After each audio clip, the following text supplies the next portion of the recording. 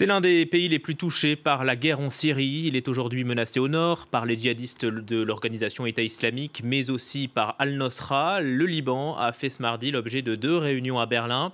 La première a réuni le groupe international de soutien au Liban et la deuxième s'est concentrée sur l'accueil des réfugiés syriens. Ils sont plus d'1,5 million dans un pays de 4 millions d'habitants. Le Liban est-il au bord de la saturation? Quel avenir pour le pays du Cèdre? A-t-il évité jusqu'ici une crise majeure?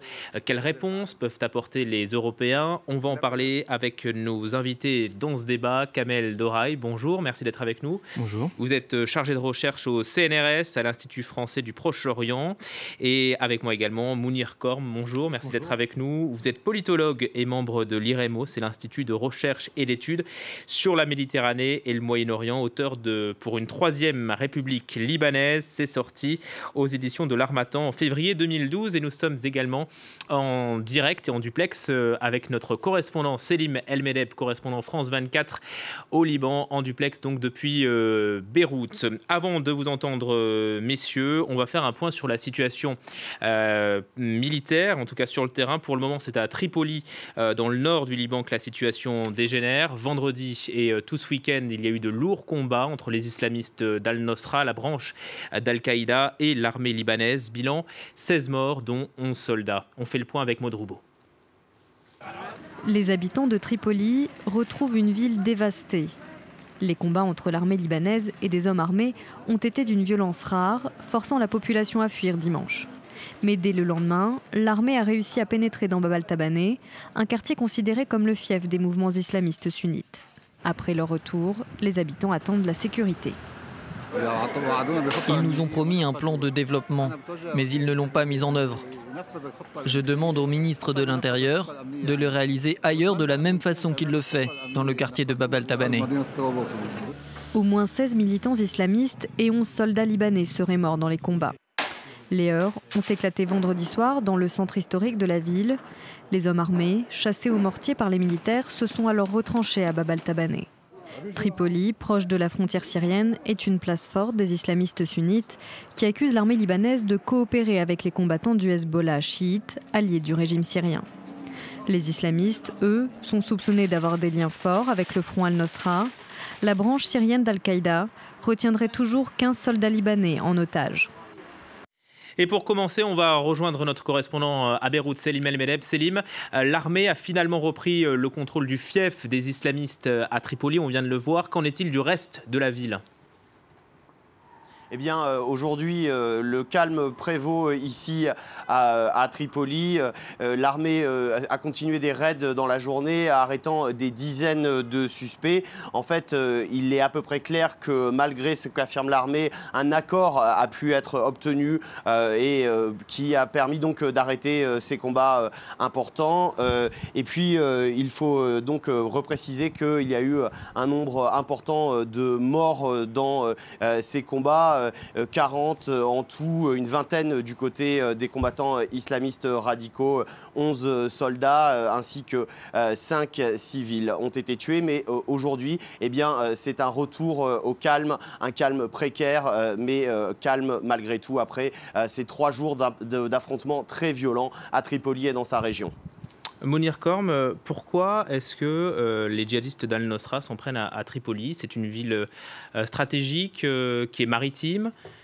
Tout à fait, mais en fait, le conflit à Tripoli dure depuis maintenant plusieurs années et ce à quoi on a pu assister ce week-end n'est que la résurgence d'événements auxquels on assiste depuis maintenant 2 à 3 ans, depuis le début de l'insurrection en Syrie. Et le fait que le nord du Liban, et notamment Tripoli, est devenu une base arrière de la rébellion syrienne, notamment par le fait de sympathie assez forte au niveau de la population locale. Et on a vu à Tripoli, durant toutes ces années, un conflit notamment entre 2 quartiers opposés, un plutôt alaouite, l'autre plutôt sunnite, le quartier où aujourd'hui l'armée a pu rentrer.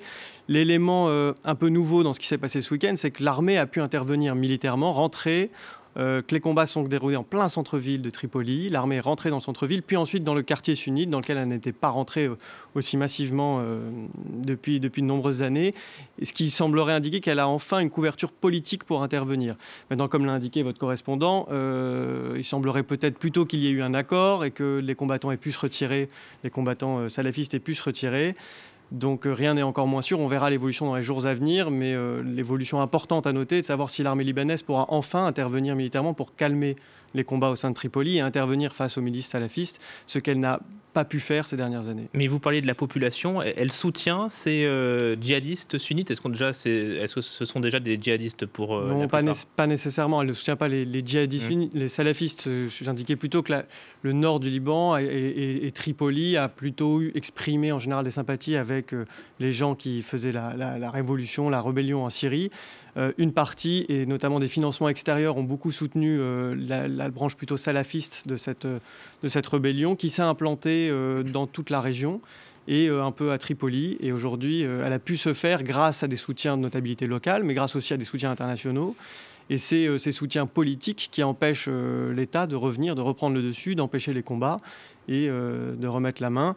Il est sûr qu'aujourd'hui, dans une logique d'expansion, l'État islamique et le Front al-Nosra pourraient tout à fait vouloir s'implanter durablement, casser l'armée, casser l'unité de l'armée libanaise pour prendre définitivement pied. Oui, ils s'en prennent, excusez-moi, vraiment à l'armée libanaise. Pourquoi ? Parce qu'ils les accusent d'être trop liés au Hezbollah, qui lui-même est allié de Bachar al-Assad. Tout à fait. L'accusation principale qui est portée à l'armée libanaise, c'est d'être en soutien, en accompagnement avec le Hezbollah qui est présent en Syrie. Mais derrière, il y a quand même plus fondamentalement le fait que l'armée libanaise est le dernier symbole de l'unité de l'État libanais, État totalement déstructuré et en défaillance depuis de longues années. Et aujourd'hui, seule l'armée constitue un socle d'unité importante. C'est une des dernières institutions qui, à Tripoli, permet de maintenir une présence de l'État. Et si ces mouvements pouvaient avoir un retrait définitif de l'armée, ils pourraient prendre définitivement la mainmise sur la ville. C'est probablement l'un de leurs objectifs. En faisant pression, il y a un certain nombre de soldats libanais qui sont aujourd'hui capturés en otage avec des décapitations, des menaces de décapitation. Ils s'en prennent aussi aux civils. Hein. Tout à fait, très largement, ils s'en prennent aux civils. C'est des mouvements qui sont en général barbares, agressifs et qui n'ont aucun autre objectif que de semer la terreur. Maintenant, il faut essayer de comprendre pourquoi ils sont là, pourquoi ils s'implantent, pourquoi il y a ce développement et surtout pourquoi il n'y a pas tout le temps, au niveau local et international, un soutien assez ferme à l'État libanais dans sa lutte contre ces mouvements. Vous nous parlez de l'armée libanaise, qui est le symbole de l'union du pays et presque le seul symbole de cette union. Dans quel état elle est ? Est-ce qu'elle est capable de renverser ces avancées djihadistes ? Elle est capable, on le voit, au prix de lourdes pertes humaines. Elle est capable en termes de moyens, c'est toujours la question qu'on se pose. A-t-elle les capacités militaires de le faire ? Elle l'avait fait, mais à quel coût quand le camp de Nar el-Bared, réfugiés palestiniens, avait été pris à l'époque, il y a quelques années, par des milices salafistes. Le camp avait été entièrement détruit, beaucoup de pertes civiles, beaucoup de pertes militaires. Les combats à Ersal, il y a quelques semaines maintenant, quand l'organisation de l'État islamique avait déjà fait une espèce de coup d'État dans la ville, avait été stoppé par manque de soutien politique, mais il s'annonçait aussi assez sanglant. C'est une vraie question, celle des moyens de l'armée libanaise. On a des dons de l'Arabie Saoudite, mais qui n'arrivent pas. On ne sait pas trop par quel biais ils transitent, par quels moyens ils vont arriver, comment ils pourront vraiment armer l'armée libanaise. Ça prendra trop de temps. Je pense que la vraie question, au-delà des moyens, c'est une question d'abord politique de soutien. Et ensuite, il faut voir plus loin, chercher plus structurellement les causes pour apporter des solutions de long terme à ces problématiques. Une des personnes interviewées dans le reportage le disait, on a besoin d'un vrai plan de développement pour Tripoli, la région du Nord.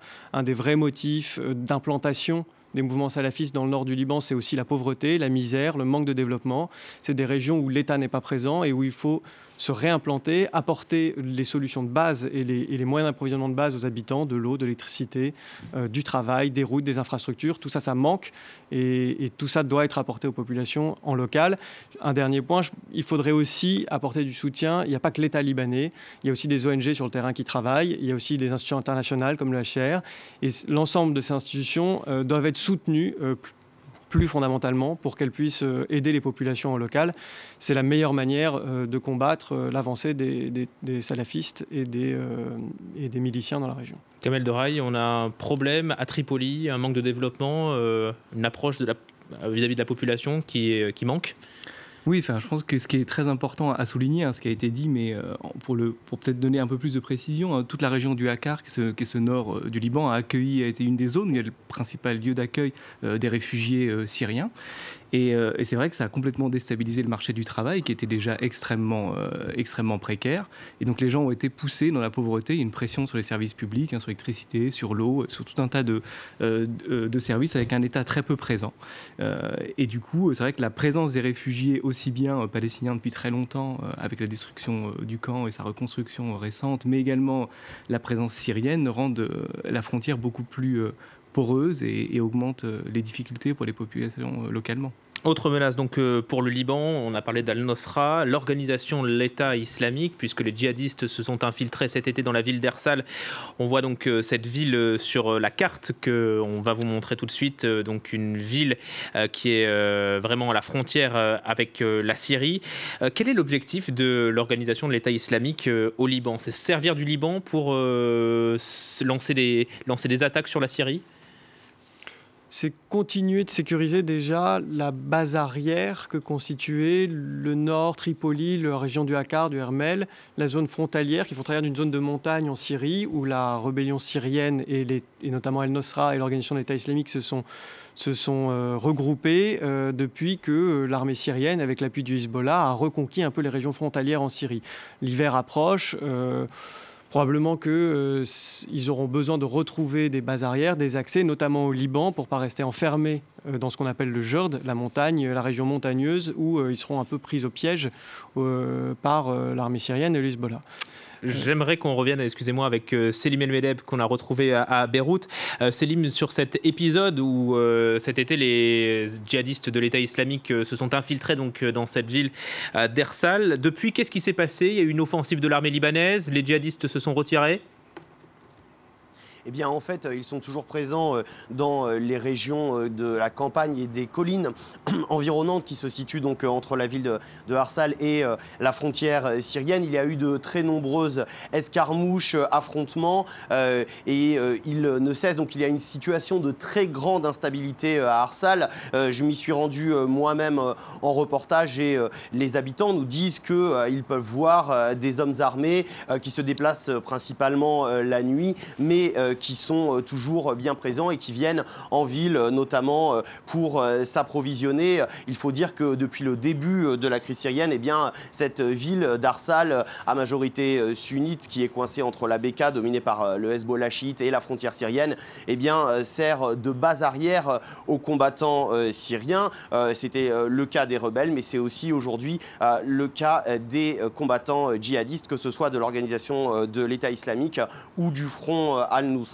Et comme les invités le précisaient aussi, eh bien, il faut dire que le fait qu'ils aient pris en otage près d'une trentaine de membres des forces de sécurité dans les combats très importants qui ont eu lieu début août a réellement changé la donne ici au Liban. Il y a eu 2 exécutions par décapitation, une par balle, et cela aussi contribue très largement à faire monter la tension ici dans le pays, et notamment contre les réfugiés syriens de la part des Libanais. On a pu voir le nombre d'agressions et d'actes violents à l'encontre des réfugiés syriens se multiplier très significativement depuis cet épisode d'Arsal en août dernier. Kamel Doraï, est-ce que ces enlèvements ont changé la donne vis-à-vis des réfugiés syriens? Alors les enlèvements en tant que tels, c'est assez difficile à dire, mais je crois qu'effectivement le pays accueille un très grand nombre de réfugiés, largement plus d'1 million aujourd'hui. On va en parler un peu plus tard dans notre débat. Mais de fait, la question sécuritaire est aujourd'hui assez importante, mais je crois qu'elle est quand même à déconnecter de la question des réfugiés en tant que telle, quoi. Mounir Korm, est-ce que ces enlèvements ont créé une onde de choc au Liban? Ça a changé quelque chose? Une onde de choc, oui et non. Mais est-ce qu'il y a eu une conscience des Libanais qu'il fallait bien se réunir et s'unir derrière le gouvernement, derrière l'armée? Il faut bien distinguer la conscience des Libanais. La société civile libanaise est quand même assez riche et assez forte depuis de longues années. Et parmi le tableau un peu noir qu'on peut dresser de la situation au Liban, globalement, un des facteurs d'espoir et de ciment, c'est vraiment cette société civile qui est dynamique, qui croit en son pays. Il y a beaucoup de gens qui sont sur place, restent sur place et qui, par le biais d'ONG et autres, essayent de vraiment cimenter notre société légitimité, aider à sa reconstruction. Après, l'onde de choc, elle vient plutôt de la médiatisation, de la manière dont c'est fait, le fait qu'on s'en prenne aussi directement à l'armée, mais ça fait quelque temps qu'on s'en prend directement à l'armée. Le problème, il vient plutôt de la classe politique. Et c'est là où je fais vraiment la dichotomie entre la société civile et la classe politique, c'est qu'on a un problème dans la classe politique libanaise, c'est qu'elle est déchirée, elle est assez impotente, elle manque de légitimité. Et elle n'arrive pas à prendre les décisions fondamentales qui sont nécessaires, et notamment celle de soutenir une fois pour toutes l'armée libanaise dans son rétablissement et l'affirmation de la souveraineté de l'État. Mais elle est déchirée par quoi ? Par les communautarismes, finalement ? Par le système communautaire, par les communautarismes, par le népotisme le plus basique. Le communautarisme est souvent un moyen juste pour s'assurer d'un bon partage du gâteau. Ça concerne toutes les communautés et tous les segments. L'exemple le plus parfait, c'est notre Parlement qui est aujourd'hui toujours en place depuis 2009, qui ne vote pas de loi électorale. On va en parler un peu plus tard. Selim, est-ce que vous pensez, vous êtes sur place depuis de longues années pour nous, France 24, est-ce que vous pensez que les Libanais, finalement, ont sauvé les meubles, hormis Tripoli? Est-ce que le pays reste malgré tout épargné, notamment à Beyrouth? Eh bien, il y a des incidents dans d'autres endroits du pays, que ce soit à Beyrouth, à Saïda, où notamment il y avait l'année dernière ce cher Ahmad al-Assir qui tenait une mosquée et a entraîné une confrontation très importante avec l'armée en juin dernier. Et l'armée a repris le contrôle de ce quartier aussi, dans la ville de Saïda, qui est la troisième du pays. Mais c'est vrai que Tripoli fait figure d'abcès de fixation avec Arsal, donc la ville dont nous parlions précédemment. En tout cas, ce qu'il faut dire, c'est que, étant donné l'ampleur de la crise syrienne depuis le début, étant donné le nombre de réfugiés qui se trouvent ici au Liban et les connexions entre la société libanaise et la société syrienne, l'intervention du Hezbollah sur le théâtre syrien, eh bien, on peut dire que on pourrait s'attendre à une situation en fait encore bien pire ici au Liban, et que d'une certaine manière le pays réussit à gérer au mieux, peut-être pas, mais en tout cas à limiter l'impact de la crise syrienne. Toutefois, la grande question est de savoir jusqu'à quand, et il est clair que de plus en plus, il semble qu'une forme de seuil soit atteint, et que un risque d'embrasement à plus grande échelle existe. Il existe, mais il semble toujours repoussé dans le futur. Donc finalement, c'est une situation qui pourrait être bien plus noire encore que l'on connaît ici sur le terrain au Liban. Mounir Korm, vous êtes d'accord, la déstabilisation du Liban, elle est inévitable aujourd'hui ? Elle est, à mon sens, surtout constante depuis de longues années. Et elle est due aussi, autant à des facteurs externes, la pression, on va en parler, la pression des réfugiés syriens, les interventions étrangères et internationales, qu'à des facteurs purement internes, structurants depuis des années, d'États déficients, de systèmes communautaires, d'économies non productives. Le miracle libanais aujourd'hui, c'est que depuis la fin de la guerre, l'État n'est pas, le Liban ne soit pas retombé dans la guerre la plus totale. C'est dû à beaucoup de facteurs. Aujourd'hui, est-ce que le Liban va plus basculer dans la guerre qu'il ne l'est déjà aujourd'hui ? C'est difficile à dire sans boule de cristal. Ce qui est sûr, c'est qu'il faut avoir en tête des facteurs à court terme déclencheurs, comme les attaques directes à l'armée libanaise, sa capacité à rester cimentée, à faire face aux défections et à rester unie dans son combat face aux djihadistes. Et en deuxième point, c'est plus de long terme, une capacité à retrouver un souffle économique, à retrouver du développement et à retrouver du bien-être pour les gens au quotidien. Voilà, et on va en parler dans notre deuxième partie. Je rappelle que vous pouvez réagir à notre émission sur les réseaux sociaux. Dans un instant, le rappel des titres et notre seconde partie du débat consacrée à la relance économique au Liban, mais aussi à l'afflux de réfugiés syriens. À tout de suite.